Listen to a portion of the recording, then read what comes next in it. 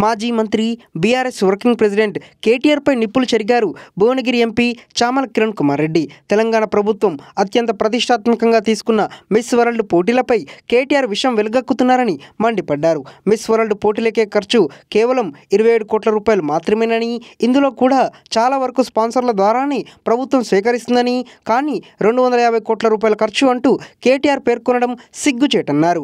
Formula ఈ car race లాగా BRS చేసినట్టే అందరూ కుంభకోణాలు చేస్తారనుకుంటే ఎలా కేటీఆర్ అంటూ ఎంపీ ఎద్దేవా చేశారు. ఈ క్రమంలో పతివ్రత మాటలు మాట్లాడే అర్హత కేటీఆర్కు లేదని ఘాటు వ్యాఖ్యలు చేశారు. 2014లో మిగులు తెలంగాణ రాష్ట్రాన్ని చేతుల్లో పెడితే 8.5 లక్షల కోట్ల రూపాయల అప్పుల రాష్ట్రంగా మార్చింది మీరు కాదా అంటూ కేటీఆర్పై ఫైర్ అయ్యారు. బీఆర్ఎస్ చేసిన ఘనకార్యాలని సీఎం రేవంత్ ప్రజలకు వివరిస్తున్నారని, దీనిలో తప్పేం కనిపించింది అంటూ చామల అడిగారు.